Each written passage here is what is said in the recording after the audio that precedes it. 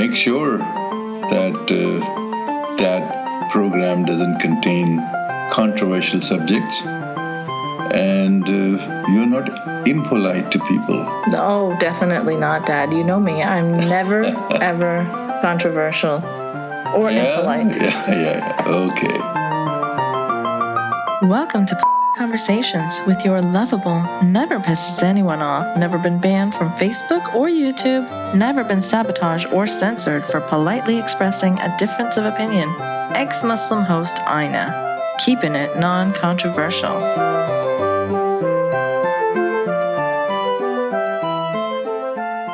This is episode 12, and today I have with me fellow Canadian Tarek Fatah, Toronto Sun columnist, someone who needs no introduction, really. Good morning. Good morning. How are you? I'm well. How are you? Well, now I know that you're a real person. I am a real person. And you're not a man, you're a woman.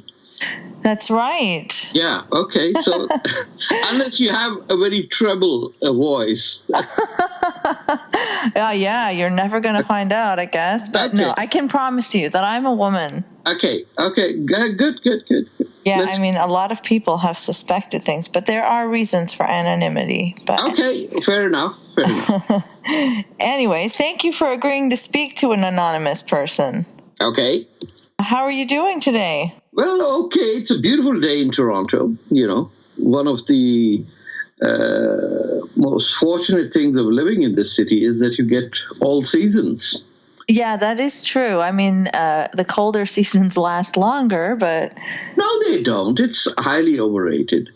At the most, out of 365 days, there's only a week that is troublesome. Really? Oh, yeah. My gosh. I would beg to differ on that. No. That's just the impression. I have made a statistical entry. Oh, yeah?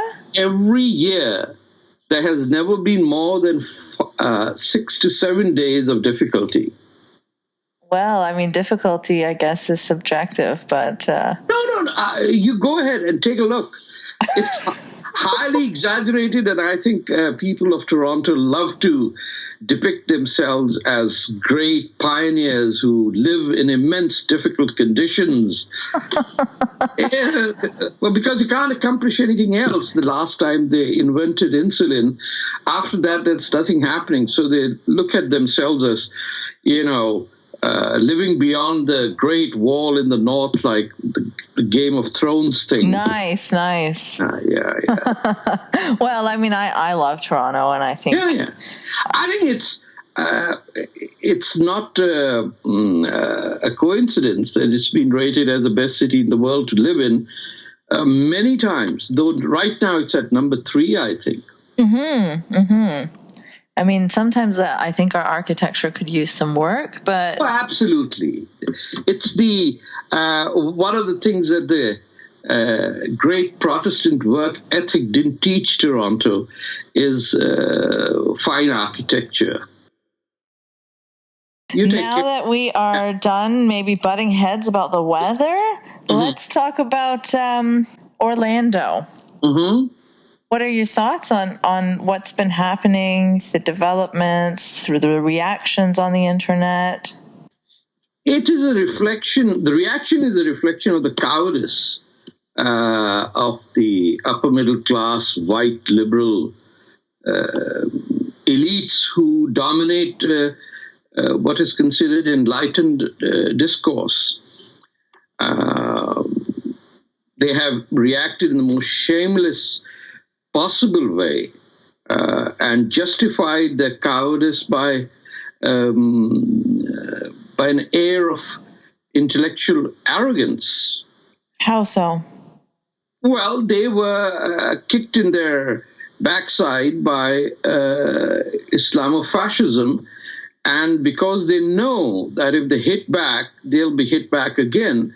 So they suddenly turned around and embraced the very people who were attacking them by saying, "Oh, we will not let Islamophobia come between us and homophobia."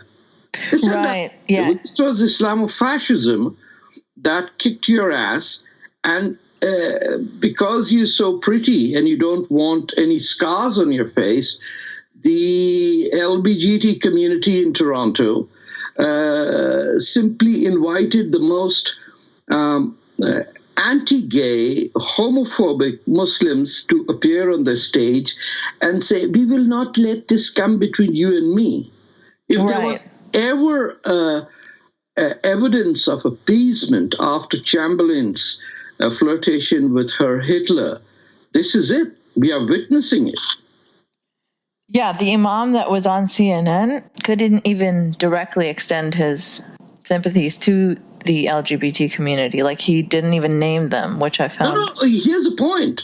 What sort of people, when attacked, imagine that when the Japanese bombed Pearl Harbor, Americans would come to a press conference and Roosevelt would say, I have with me a man of faith and he will tell you how bad we are. And then produce a Japanese Shintoist who would say, oh, you heathen Christians, let me explain to you, I am the person of faith who will tell you. Because he was introduced to the audience exactly 3 hours after the bombing, 2 a.m.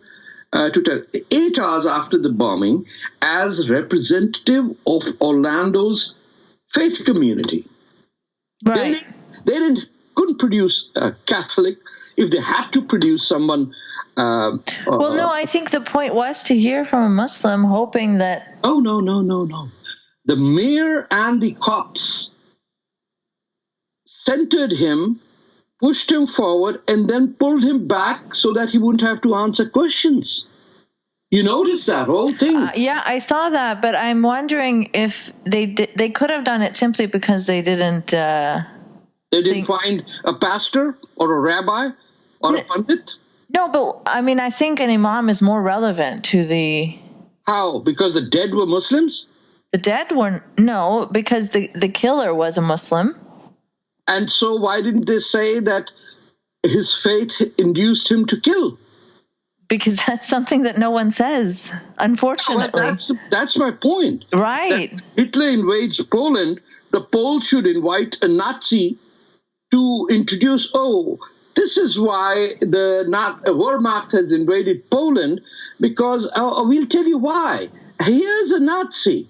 Please, could you please explain why we got our asses ripped on September 1st, 1939? I don't know if the Muslim to Nazi comparison is accurate, but Islamist is worse than the Nazi. Islamist, sure, yeah. Definitely, I can agree to that. But I didn't. It was your comparison. Okay. I was just clarifying. Here's the difference between a Nazi and a jihadi. The Nazi wanted to rule the world for 1,000 years, right? Mm-hmm. The Islamist wants to destroy the world so that the prophetic Sharia-based Yom al-Qiyamah, which is the end of times, right, should hasten, because every Muslim child is told by his imam and his parents about Qiyamah. Okay? End of times, to reach the end of times is a religious obligation of every Muslim. What do you mean, like to quicken the process to reach the end of times? I don't know if it's an obligation to every Muslim, because most Muslims that I know do not really aspire to reaching Qiyamah. Well, because they haven't read the Sharia then, and they would like to go on a date with someone in the evening. Right, exactly. Right. So they are hypocrites who would like to say, who would always come around and say, Muslims, no, not all Muslims. This is that not all piece of crap that you have to hear. Right, I know. I have to give a little disclaimer before I say anything so as to avoid... I understand. Yeah. But we have a frank conversation. Right, but no, but I'm saying I agree with you. This not all having to specify that gets in the way of making a point. It should be apparent that you don't mean all. But let me explain to you a background. Till the 19th century, 90% of Muslims were illiterate. We know that because 90% of the world was illiterate. We couldn't read or write. Maybe till the 18th century, after that, after the colonial times, the elite started reading in European languages. We were illiterate in every language. As long as we were illiterate, even our imams were illiterate, we were grounded in the culture of the land we lived in. So if you were in Bengal, Bengali poetry was your thing. If you lived in Persia, that's Hafiz was your deal. If you were in Java, you had your own Hindu gods and goddesses that you embraced as a Muslim. Right. Garuda, after all, is a Hindu god. There's still a lot of illiteracy. I know, but here's the point. It's only when we started become literate and reading the texts in translated form, thanks to the European translators. None of us did any. No Arab has ever translated the Quran or the Sharia. Really? I No. mean, I'm going to have to look that up, but Look that up. that's... You and I are not even supposed to be Muslim. We are supposed to serve the Muslim. What do you mean? The doctrine on the death of Prophet Muhammad is that the Quraysh are destined to rule, and within the Quraysh, the Banu Hashim, and the Ansar, that is the crap that is you and me, and the descendants of Indians and blacks are the servers. You and I are the servers. That means we are, that is why in Iran, the supreme leader has to be an Arab. Yeah, I mean, there's a lot of bigotry and hierarchy, and it comes with a lot of... It's the foundation law of... So how do you recognize all of this and still practice? Because Muhammad's first companions were Muslim before even the Quran was revealed. You do realize that. Okay. They didn't have any obligation to pray, to preach, to go to jihad, to do hajj, to do fast during Ramadan. So then, like how I said that the Muslims that I know don't follow they are ignorant. So they're hypocrites, you said. So is that not hypocritical as well, if you don't follow all the tenets? No, my point is that people converted to Islam during Muhammad's time before the Quran was even revealed. So the question that you have to ask is, what exactly were they following Muhammad for? I don't know. Well, the answer, that's the natural inquiry that should come. But since we are such profound products of first cousin marriages, we have physiologically damaged our ability to... My parents aren't cousins. Their parents might be, but for 50 generations... You're right, though. It's horrendous how often that happens. It's shocking to me when I see it. You do realize that 3% of Britons are Muslim, but they form 18 to 19% of the intellectually and physically handicapped population. I read an article about how there's a lot of health problems in the Pakistani community in Britain because of these intermarriages, and I can see that. But in India, if you were the upper class, landed class, you would always have to marry your cousin because the property you didn't want the property to change hand, right? So in India, go to the jails, the mental asylums, as they're still called, and you'll be shocked at the high ratio of Muslim presence there. Somebody's got to study this, right? A Norwegian guy did it, and a poor fellow was accused of Islamophobia. I mean, I hate that word, right? Because it's a bogus word. It's a ridiculous word because it conflates people and ideology, and this is another thing that we can get into later. But okay, let's get structured. I know you're getting frustrated because I am wavering all over the map. Yes, you are. That's because I'm 66. I can do that. That's cool. Yeah. But we have butted heads online before. We agree on a lot of stuff, but we also don't agree on a lot of stuff. Yes. But what I think is interesting about you is that you do add a diverse point of view to the, you don't refer to yourself as Pakistani, but to the Desi community. But because there's no such thing as Pakistan. Yeah, we'll talk about that. But what were we saying now? We were talking about the mental and physical handicaps of Muslim populations because of interbreeding. So how did you escape this? Oh, my grandmother's French. I've got my wife is Gujarati. So you don't think you had any cousin marriages along the line? No, I'll tell you why. Because our family became Muslim only in the 1800s. And perhaps is the case with my family too, I think. Yeah, you will notice that there are two issues with new converts to Islam. One is that they are crazy because of their zealotry. Not because... Yeah, I mean, it's like the nouveau riche, right? Yes, like when you have something new, you want to flaunt it all the time. I understand. But their second generation of new converts, usually within Islam, have been found to be fairly rational, especially in the new converts to Islam in India. Okay, I Mohammed don't know. Jinnah, perhaps the guy I hate most. You have to accept that they were devious.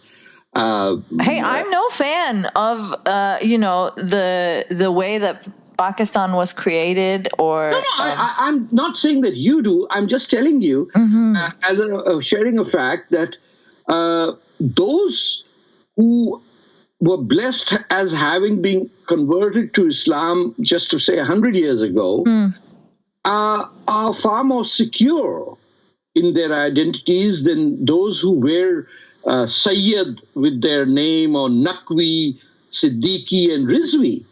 Because even after 1,000... I know where you're going with this. No, these are all the people who are fake Arabs. Okay, but sometimes people just have a last name because that's been their last name for their whole life. It's not really like, oh, I'm insecure, so I'm going to flaunt this name. It's just the name that's been attached to their name their whole life. They know the privilege they get with that name. I mean, I don't know. I don't give two thoughts to my last name. No, your last name, I don't know what your last name is. You don't know it, yeah.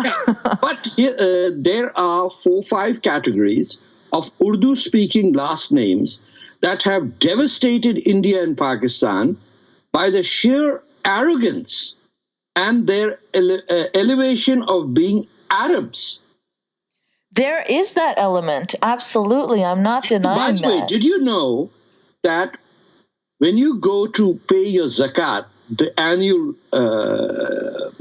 wealth tax... Right, the forced... when I lived in Pakistan, they forcefully took it out of my bank account. Well, I'm talking of how it happens in Canada or places where you're not forced to. Right. A non-Arab cannot give charity to an Arab.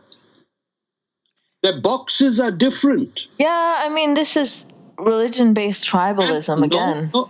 Bear with me. Okay. The Arabs don't know about this. It is the Pakistani Indian Arabs who have... What are Pakistani Indian Arabs?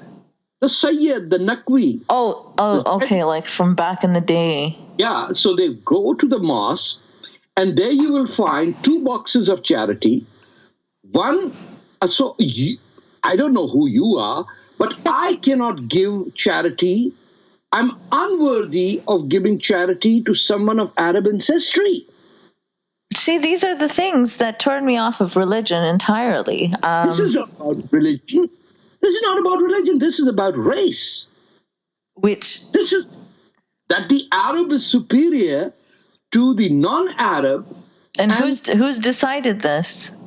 You don't think there's an element of this in religious doctrines where they say you can marry if you can marry someone from the book as an Abrahamic faith, but a woman cannot marry outside of her religion? No. There are during Prophet's time, a woman came and said, "I've married this one who's non-Muslim." Yeah, but there is that belief that a woman cannot marry. I don't care about the belief. Here's my point. The starting point is fucked up. Absolutely. I agree. And where's the starting point of Islamic law? Is after Muhammad dies. Sharia. So you're saying Muhammad is not to blame for whatever fucked upness is happening? I have studied 18 biographies of Muhammad. Okay. Written by, from Marxists like the Syrian-based fellow, what's his name? It slips my mind. It doesn't matter, from Haeckel to everyone. The problems of Islam. I mean, this guy comes around and says, screw the mullah. Why do you think Arabs followed him if he had nothing to offer? Why did the Jews invite him? He was against the institution of the Imam. Muhammad? Yeah, there was nobody there. Right, because he started it all, so there's no... he didn't start it. The point being that the institution of clergy was eliminated by this man. And the moment he died, everybody was free to bring a new clergy back. That is why your mosques are copied from Eastern Orthodox Christianity, and the audacity of Muslims to say, look at that, they are copying our masjid. But we don't even have that hierarchy of clergy, though, that they have in Christianity. Are you kidding me? Are you kidding me? There's no levels. There's no... Hello. The supreme leader of Iran, Persia, has to be an Arab. And you're saying there's no hierarchy? No, you're talking about hierarchy in terms of race or whatever, right? I'm talking about official positions like cardinals and pope. They are. Aina, they are. It's just that you're too young to have, and you have escaped the tyranny by living in the West. Use that time for your intellectual curiosity. Oh, I'm trying. I am. Then go and live in the Islamic world. No, thank you. You can't. You see, this is what I call air-conditioned atheism. Right. I've heard that term from you before. You are a fascinating man. No mosquitoes.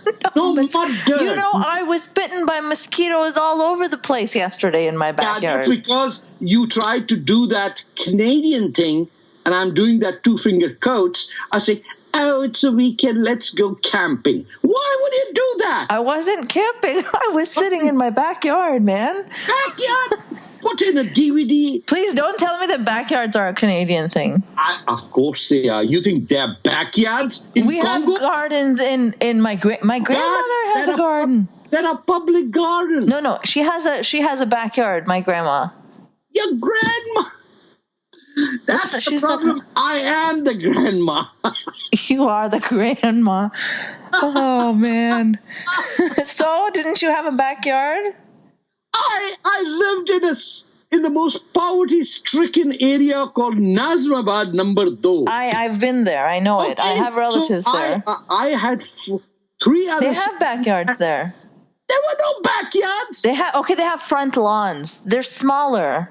Oh, there are no front lawns in Nazimabad. Of course there are. Are you kidding me? You went to North Nazimabad where the Sayyid elites go. Oh, good Lord. Now, even in that, there's... Other government servant. Very good salary and ऊपर से और नीचे दोनों जगह से मिलती है पैसे. हमारे बेटे से शादी कर लो उसको ऊपर से बहुत मिलते. Yes, that's a common. Can you care to translate that for the guests? That is pious. That's pious mothers of Pakistan and Indian Muslims who, when they go to make a proposal to the 13-year-old first cousin, Jesus. no, not 30, let's make it 16. Or let's make it not first cousin, because if they were first cousin, they already have had sex. But if they... What? That's where you get your first sexual experience, first cousin. Okay, I write a sex blog. You right? should talk about it. I have talked about it. Well, I've heard from people who want to commit suicide because they're forced to marry their cousins and they feel kind of gross having sex with their cousins. But initially, the first, at least the kiss you get is from your first cousin. Right, and I hear from a lot of people that say that their first sexual encounters are actually with either their cousins or their siblings or aunts or there's a lot of incest because of the, I guess, segregation and sexual repression, and it's horrendous. But yeah, that is a generalization. It's not a generalization.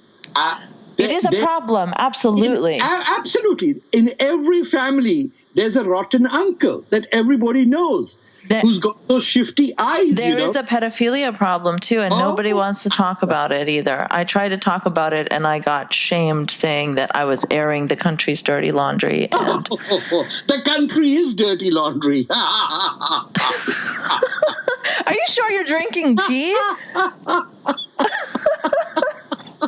No.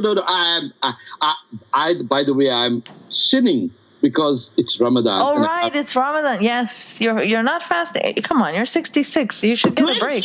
22 hours? Are you crazy? Right, it's madness. Other Muslims pray 5 times a day. I do Ramadan 5 times a day. MashaAllah. Alhamdulillah. You should have said Jazakallah.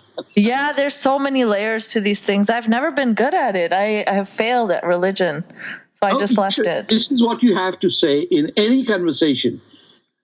Especially when there are 2 aunties speaking, you have to say after every third sentence, MashaAllah. The other will say Inshallah, then you say Jazakallah. I know, it's crazy. Allahu Alam. And you know what else bothers me? This forced Assalamu alaikum. Oh my God, ass! It's the ass before it that pisses me off. When we were kids, we just said Assalamu alaikum. Now this, bete, uncle aaye hain, inko bolo Assalamu alaikum. And the kid just sits there. Ba, black sheep. Yes, and for me, I just feel it's very imposed. Whether it's Assalamu alaikum or Assalamu alaikum, whether you say the A or not say the A, I just feel we don't have a very secular greeting. We don't like there was adab back in the day, but it's not. Oh, now you can't say adab. No, you can't say it. You can't even say Khuda Hafiz. You have to say Allah Hafiz. Either way, the theory about adab is why we don't say adab, because the root of that word is adab, which is respect, culture, and all that. Yeah. Ever since Pakistan matured into one of the most uncultured places on earth, how could they say adab? Nobody says adab. Well, I mean, there are hypocrites, right? They can say anything. Anyway, but back to Orlando. We started with Orlando, and we've gone all over the place on a roller coaster. Yeah. This is why it's dangerous to interview me. It's very entertaining. Yeah, but thank God you don't have the camera on, because anyway, let me go. Because what? Because I haven't even shaved or washed my face. Okay, and I'm just scrubbing my eyes because all that muck into it, and now people will turn off. Please don't turn it off. Listen, keep listening. Okay, I'll wait for the next question. Okay, so yes, you seem to be butting heads a lot with ex-Muslims lately, and we have actually had this tussle on Twitter as well.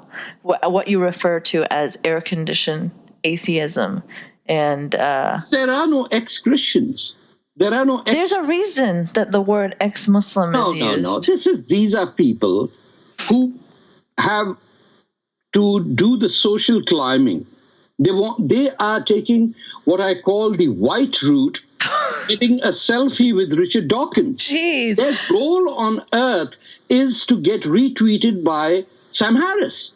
There are some people that that is their some very, very that is their main aspiration in life, but I don't think it is the people that you're referring to. Again, I'm an ex-Muslim. I remain anonymous, and I've turned down so many really high-profile opportunities because they required me to out myself. Yeah, and I just don't want that kind of attention. I want to be able to go out and go about my life and not. I'm not talking about you because I don't know who you are. I'm talking about real people who think the road to enlightenment is a ministry. I'm a real person. You acknowledged this in the beginning of the podcast. Yeah, I was told you were the wife of a certain person masquerading as someone else. Anyway, you care to? You can just comment on that. Just out with it. Who? No, I want. Whose wife did they say I was? You were the wife of that the king of the air-conditioned Muslims. Who's our king? Please. Ali Rizvi. He's our king. I'm not his wife. I promise you that. Okay. No, his wife doesn't have has that make-believe appearance of it's the automatic switch on Western woman, but I mean, I don't know what you're talking about. I will say though that Ali is a good friend of mine. I really do appreciate his views, and I think he does a lot. Maybe, but what I don't know his wife very well, but I don't see what you're saying. What is happening with Ali Rizvi and you? What triggered this? I don't care if it's me or him. Anyone who thinks that the attack on Orlando is the reason why he should attack Trump is absolutely working. What did he say? He did not. Absolutely. What did he say? Oh, Donald Trump. These are the people who have to show that the enlightened left-wing intellectuals. Are you a Trump supporter? I'm a Sanders supporter, but I will never, I'm not looking for American citizenship nor trying to hide my Canadian. I don't fake my past nor my future. And so it doesn't matter to me. But are you a Trump supporter now? No, I'm not. No, I'm a Sanders supporter who, if I was forced between Trump and Clinton, would vote Trump. Absolutely. Okay, that's what I wanted to. Anyone who celebrates a corrupt woman who's funded by Saudi Arabia and then says they're ex-Muslim, shame on them. Oh, but Trump is a lunatic. Yeah, I would rather live with a lunatic than with a crook. And I can tell you, the people who want upward mobility and are ashamed of the truth will say this, if you had a choice, you'd vote for Clinton? Over Trump? Yes, I would. Many people would. Oh, of course, because they all want to look enlightened. It's not about looking enlightened. It's about not. It's about not empowering a very bigoted far right, which is also. Far right. What the hell are you talking about? What am I talking about? Do you know he refused to denounce the KKK? Oh, come on! Just a second. If you ask me right now for denouncing the KKK as a proof of who I am, I will say F you. Oh, come on. If you're running for president, you should at least be able to say the KKK is a horrible organization. No. Listen, you guys, that is why these ex-Muslim combination is such a fraud. You have to do absolutely nothing whatsoever rather than sit and aspire to appear as enlightened. You don't want to get mud on your feet. You don't want to get. How do you know how much mud each of us gets on our feet? I mean, with me, you don't know who I am, so I could be out marching all day doing God knows what. How do you know I don't? Of course I know. How do you know? I know people you know. And they've told you all my moves, everything I do every day? I can bet you've never marched for Balochistan or Kurdistan. How do you know that? Forget it. And how do you know what Ali does? I think Ali has changed a lot of people's lives. Ali has inspired a lot of people to be atheist. What's wrong with that? Yeah, to become atheist. And what's wrong with that? Is that not? And do what? As someone opposed to Islamism and the problems that it causes, can you not? Islamism has nothing to do. Lenin warned people about such crap ideas because this is not the solution to the number one problem in the world, which is abject poverty and illiteracy around the globe and individual liberty. This thing that people living under occupation, fighting ISIS by the Kurdish women. It seems that you have your pet causes, which are very important, absolutely. And you know what? I'm part Baloch. My grandmother is part Baloch. Yes, I am. Please. What do you mean? No, I'm not. Of course, you cannot deny my ancestry. You cannot do this Punjabi thing where everybody who's macho is Imran Khan, the Pathan, or a Baloch. No, I'm your not. Grandmother, nobody in your family has ever spoken Baloch. No, they have. Oh my goodness! How can you just say no? I'm part Sindhi, I'm part Baloch, and I'm part Urdu speaking. Oh please! What do you mean? Oh please! Oh please spare me this. For goodness sake, because this is the that answer that falls into that category. Many of my friends are black. No, yes. I'm saying I am part this. I have not my friends. I know. I don't have any Baloch ancestry, nor Sindhi. Okay. I support. Are you Urdu speaking? So no, I'm Punjabi. Oh, okay. And all my life, I have fought for people living under occupation, whether they are in Kurdistan, Western Sahara. And that's wonderful. But why are you opposed to people who fight for other causes? No, just because we aren't focused, or some of us aren't focused. You know, I wrote a whole blog post about Sabine Mahmood, and you said that I never ever write anything about Balochistan. Sabine Mahmood? There are 18,000 Sabine Mahmoods that you didn't. You picked the one. So you want me to write about all 18,000? Like, that's not fair. Just because I'm not concentrating on what you want, that doesn't mean that I don't care. Right? Can you name me one Baloch equivalent to Sabine Mahmood?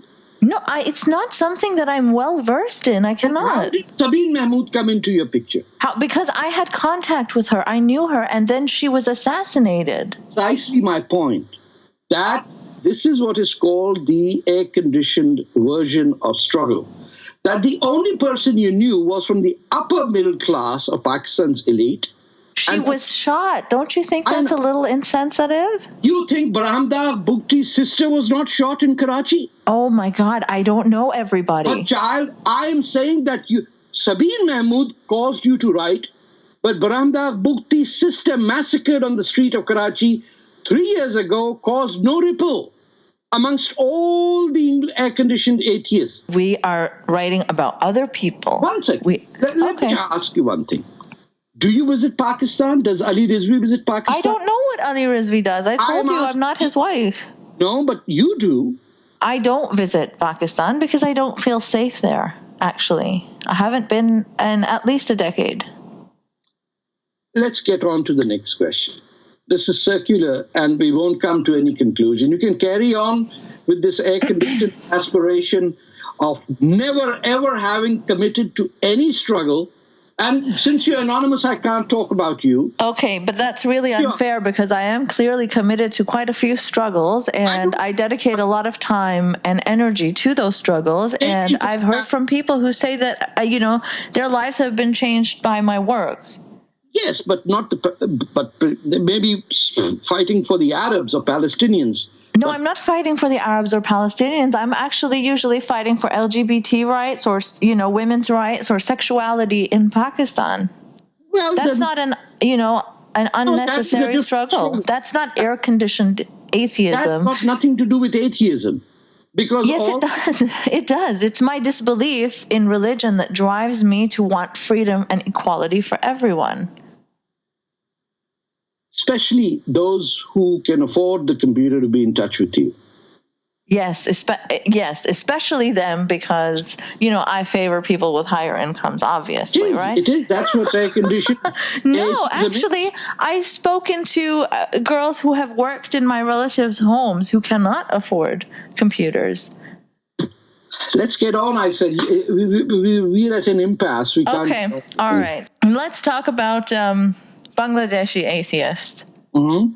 Now, I saw a video of you at a CFI panel. Mm-hmm. You don't think that they're killed because they're seen as American? Like Avijit Roy, you said, was killed because he was seen as an American, not because he opposed Islam. No, I didn't say that. These people died, they were seen as Americans. Avijit was American. Rafida was American. They didn't attack America.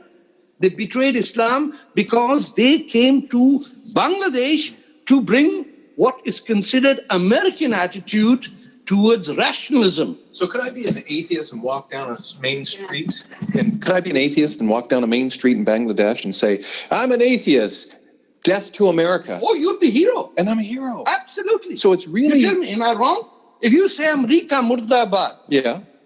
death to America, Right. you're a hero. The Ayatollahs were allies with the Tudeh party. So can I say Muhammad that's all a myth? He never flew on a horse anywhere? No. Muhammad is a different issue. Allah is the issue where you can. There's a rich tradition in Islam of people rejecting God. It's nothing new. It wasn't invented So in I can the say West. Allah doesn't exist at all? Yeah, you'd be- Death to America? Yeah. Nobody's going to touch me? Nobody. I can get it. You say I'm America. not willing to experiment with that. Try but that. That's an audio clip that would beg to differ. The distinction Tarek was trying to bring up in that panel is one worth discussing, of course. Anti-West atheists are more likely to be welcomed into the fold and even celebrated by some, while other atheists who challenge Islam directly will not. But would openly anti-Islam atheists all of a sudden be welcomed if they were to also say they dislike the West? I don't think so. The key to acceptance and safety in that part of the world, so to speak, is to hate on the West and not challenge Islam. Avijit was killed because he was an atheist who challenged Islam, plain and simple, not because he was seen as a Western influence. We simply can't remove Islam from that equation. And it's a pretty odd thing to do on his death anniversary. I do recommend you watch the video from this CFI panel. For the full context, I'll put the link and timestamp in the notes. Yeah, I have a quote from you. I can send you the link to the video and the timestamp. Please also send me the quote where I say that I'm paid by Raw. And No, you And you that say that, or other people say that? I say that. Well, I don't know if you say that. Yeah, so send that to me as well. Why? I haven't accused you of that. Because you just accused me of something. I didn't accuse you of anything. You said that. I said Avijit Roy was killed because he was American. How stupid can that be? Yeah, I mean, I heard you say it. I'll send you the link to the video and the timestamp. Yeah, please do. You were routinely speaking up in that panel, saying that it wasn't really Islamism; it was their Western identity that was the problem. No, it wasn't. No. No. Okay. You also said that every atheist in the Middle East has more blood on his hands than the recent evolution of Islamic fundamentalism. Well, between Saddam Hussein and Hafiz al-Assad, there are 500,000 dead. Right, but this is not the fault of atheism. You just said that atheists in the Middle East have blood on their hands, and I just told you where the blood is. But do you see the difference in critique of like violence that isn't? No, here's the point. Let me tell you how indebted the Western atheistic circle is for white acceptance. You had to do Avijit Roy's event at the Center of Inquiry, not at the Bangladesh Center. They wouldn't support it. Give me a forget about it. You think they'd support it? You think that the events that take place in the Bangladesh Community Center, there are no Bangladeshis except atheists? No, of course, there's plenty of Bangladeshis. Yes, and they have the people who died, the 33 million of them, they were done by the Center of Inquiry or under some Senator Ted Kennedy's approval. What utter bullshit is this? No, but what's wrong with... No, because that allows you to be socially upwardly mobile. You don't want to join Bangladeshis to celebrate that. You go to Center of Inquiry. You go to wherever you have an opportunity to go, right? Oh, there were 10 people there. Yeah. Half of them were, friends of mine. The others were aging atheists. And then there was a whole lot of people over there who had come to pick a fight with me. Do you think so? They came to pick a fight with you on Avijit Roy's death anniversary? Yes, because they couldn't fathom. These are your air-conditioned atheists who couldn't figure that out. They were not there. They were not there. They were not there, perhaps because for so many reasons. Maybe they didn't know what was happening. Maybe no one invited them. There's so many. It's not because they did not want to leave their air conditioning. And by the way, that air-conditioned atheist term doesn't work half the year in Canada because, we have heating. It doesn't matter. It's, however it is, it helps them avoid any sweat on the brows. So there was this guy called Raihan Abir. Yes. Yeah, he has to be. He was told by your air-conditioned sponsors in the PEN movement and Center of Inquiry to not associate with me. He wrote this on Facebook, I saw. I invited Tarek Fatah as a panel member on Avijit Roy's one-year death anniversary. No, don't forget about that. That is what he has to say now. I'm talking of when he arrived over here. But he invited you on the panel. Yes. And that is where the disruption took place. Listen, I have short patience for people who pontificate and have theories around it. When you do not know about the Shabab movement and you are from Bangladesh and you're avoiding people from the Bangladesh Awami League who are fighting jihadis, then I can tell you. Well, I mean, that he's avoiding is really your theory, right? It's just... Yes, I know. I'm part of the Mukti Bahini. No kid of Western-sponsored, this cult of acceptance that only if you piss on your own people is going to convince me. I don't need a lecture on Bangladesh freedom movement. It's not really, you're seeing it as this, you're sucking up to the white man to get ahead in life. It's not that. Do you have any friends or your parents who fought in the Mukti Bahini movement? They are your parents' age. Do you know any? And if I don't, then? Are they sucking up to white people? No, they were on the other side. They celebrated the massacre of Bangladeshis. Well, I don't think my parents celebrate that massacre, but... No, I'm talking of 1971. Go and ask them. And go ask Ali Rizvi's parents as well. What does this have to do with our parents, though? I'm talking to you about the guy who invited you to the panel to speak about Avijit Roy, where he says that... Listen, were you there? I wasn't there, but I saw a video. I'm just saying that he said that you came and shouted every time anyone would ask you a question, saying, why are we talking about Avijit and Bangladeshi bloggers when thousands are dying in Syria? Yes, because these were planted questions. But it was an entire... I don't entertain fools. I don't entertain fools. Simple. Okay, but this is a conference about Avijit, right? There was no conference. There were 10 people there. Whatever. It's a panel. It's a panel about Avijit. Panel. There were people. Why should we talk about Syria? Of course, there are many causes, but all causes that you care about cannot be discussed simultaneously. That's what I'm saying. It's okay to focus on one cause at a time. Listen, either you nor your friends need to lecture me about Bangladesh problems. I'm not lecturing you. I'm just asking you. No, you're not asking me. I can discern the difference between rhetorical questions and real questions. You wouldn't have had these extracts coming out and putting them over there. You don't even have the full conversation over there, nor do you have the context of what was happening over there. I watched the entire video. That's why I'm asking you, because I want to hear your side of it. I've told you my side. I thought it was people organizing who had never seen Bangladesh on the map of the globe. They didn't know hell what they were talking about. So you didn't want to answer questions about Avijit because of that?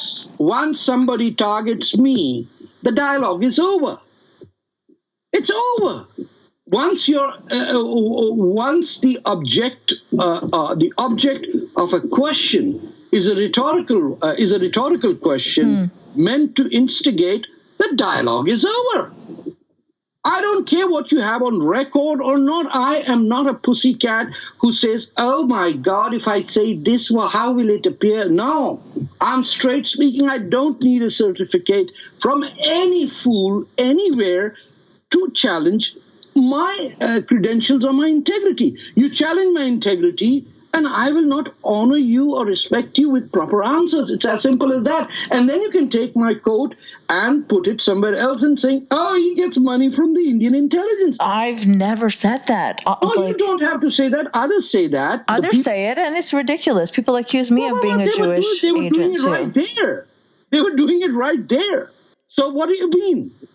The people, I can tell you this urge of how you get your next fellowship and how it happens. It's not going to come through me. It's not going to come with you. Your parents would know, you wouldn't, that you cannot get the immense hurdle that the immigrant faces is he's got no network.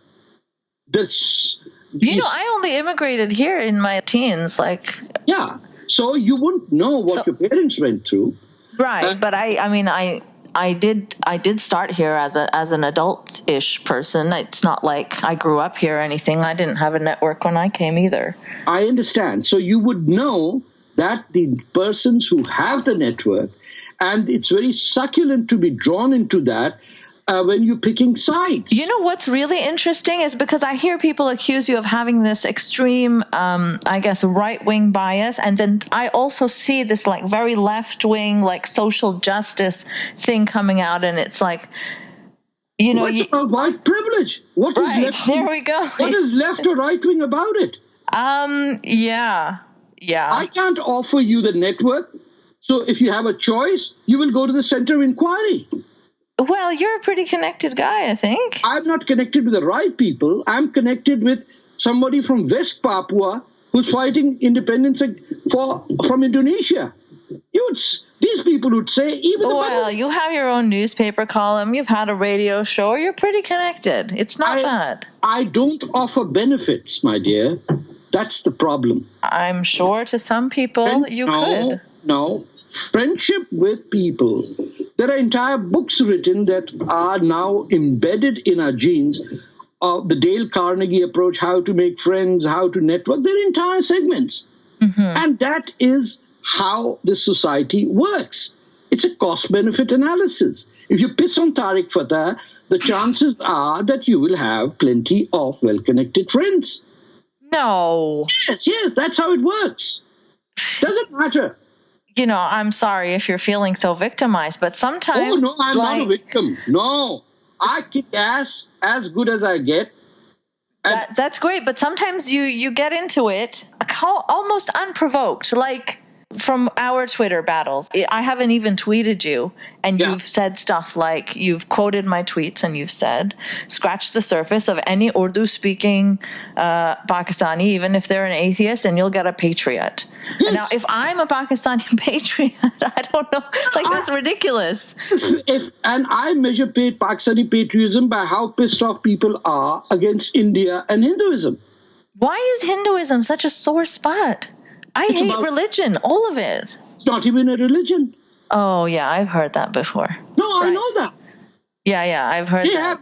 There are 50,000 books. There's not a single Hindu who's read 50,000. That's amazing, but I'm not a fan of it. No, you're not a fan of it. I know that. But why does that bother you? Because you are disowning your own heritage. I'm not disowning it. I'm happy to say that I am from Hindu heritage. Yeah, that's it. Then move on. It's not asking you But to... I mean, I'm happy to say that I'm from Muslim heritage, and I disown both those things. Not a fan. No, one is an ethnic ancestry. The other is a product of an invasion.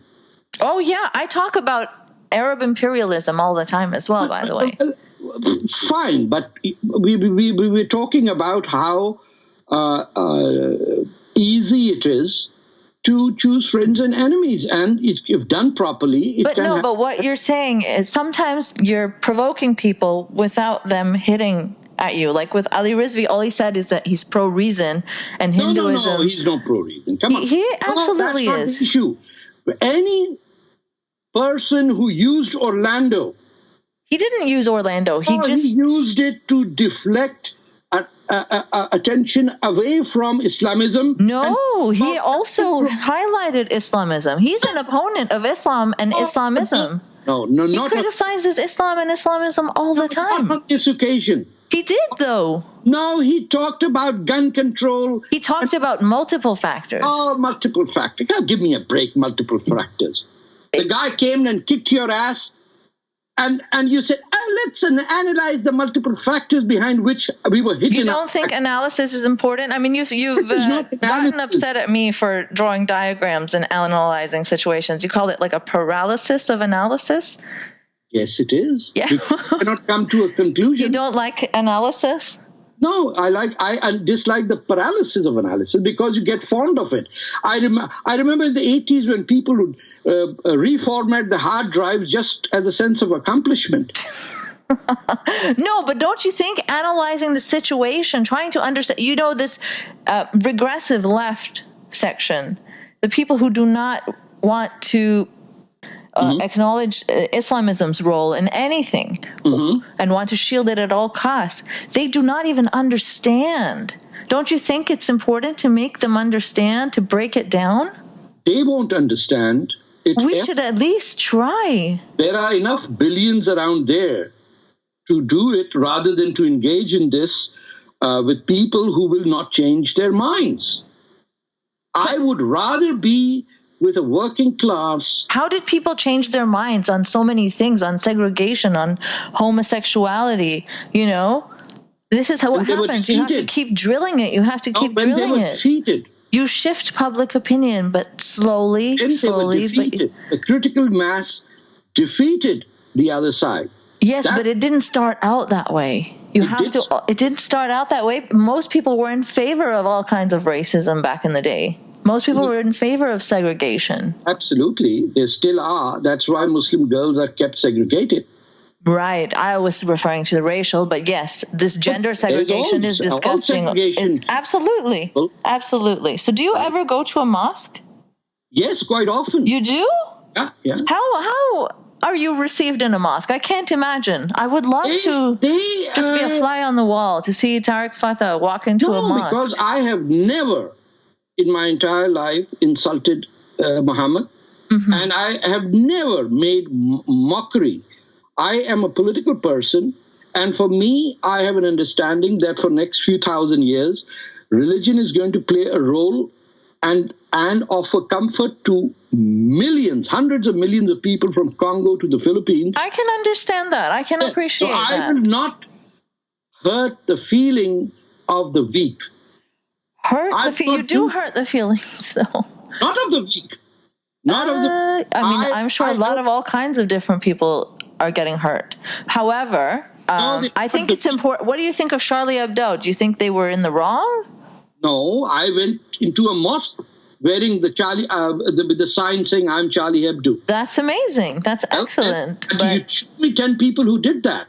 So don't give me the lecture on courage or challenge my integrity. Sir, I am not lecturing you on courage. I am just trying to get a hold of your perspective. Here is the point. When Charlie Hebdo happened, we had 3 days for Jummah to come. And I asked on Twitter and Facebook, this is the mosque we'll go to. We will wear I am Charlie Hebdo signs. And we will stand outside that Toronto mosque in downtown. Yeah. You're the only person who came. Two people came with me. One is a person who prays 5 times a day, very religious. He's Munir Parvez. I'll give him credit. And the other was a Kurdish fellow, barely, sort of an agnostic fellow. And you can imagine what happened when we were standing there. What happened? Recorded the entire khutbah. We were inside the mosque. And when you are speaking the truth, people, you only risk your lives, nothing else. That's, there is no doubt you are very brave. No, but nobody came. That's my point. None of your fancy air-conditioning agents came. I don't know. No, did you invite them? There's also a legitimate fear, though, Tarek. There's also a legitimate fear. I would not come. If you have fear, because I'll tell you why. Because I am not that brave. I am terrified of being shot. I don't. And I can understand. Right. But don't. You are not the one going out and saying what Rehan Abir is saying. That fellow didn't have the guts or the balls, if I can say, to appear there. Because someone values self-preservation and they are not putting themselves in danger, you will call them air-conditioned atheists. So do you think Charlie Hebdo was air-conditioned atheism because they were just drawing cartoons? No, they died. Right. So then if I die, then will I be a not air-conditioned atheist all of a sudden? My status will change? Air-conditioned atheists are given a lifetime warranty of survival. How? How can you get that guarantee of survival? You know that never there where the action is. I'm not there, but listen, Charlie Hebdo were in their offices when they were killed. They were drawing cartoons mocking religion. I'm just asking you. I'm trying to understand. Air-conditioned atheists, which are usually people of the third world. So third world people have to be on the streets and face to face with the Taliban to be authentic atheists. They have to be what Sam Harris and Hitchens did in their communities. They didn't go out and said, "Oh, who is more privileged than us?" They are going, but you know that they do conferences, they do talks. No, I'm saying they do. So then they are doing it in their communities. The third world people you're talking about? No, I'm talking who are you talking about? I'm talking of the Hitchens and the Sam Harrises of the world who in their own community have confronted and fought. You don't think ex-Muslims are doing that? Not in their own community. Of course they're doing that. Well, who are they talking to? They're only talking to people who come to them. They're not going out. They're going out and doing conferences. They're going out and attending panel discussions. They're putting their voices out there. Some of us are drawing cartoons very much like Charlie Hebdo. And will our status be elevated if we are killed? That's my question. No, I don't. I find this what in Punjabi we call Noora Kushti or shadow boxing. I don't know Punjabi. It doesn't matter. I mean, even if you were successful 100%, what do you think? Islam will disappear?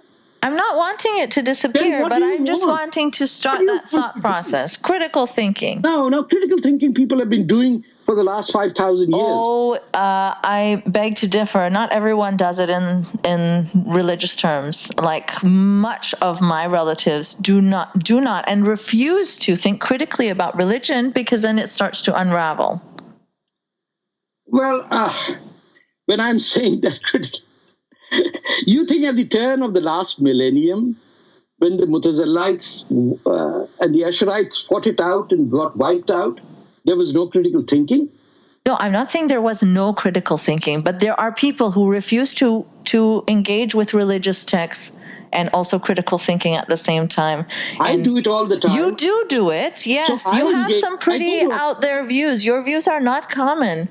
And you know what's interesting is that you absolutely do not insult religion. In fact, you say things like, don't insult the religion of your parents, and it's very arrogant, and to make fun of talking snakes and say that Mohammed was a pedophile, et cetera, et cetera. So you do defend Islam in that sense, but you have no problem, I guess, talking about Muslims in broad statements. So it's the inverse of kind of how I and a lot of other ex-Muslims do our critique. Like, I believe that criticizing ideas is fine and should be open to everyone. It's religion is just an idea. Absolutely. Thanks for listening to another episode of Polite Conversations.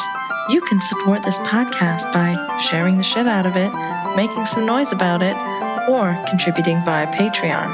Patreon.com/Nice Mangoes. No E in mangoes.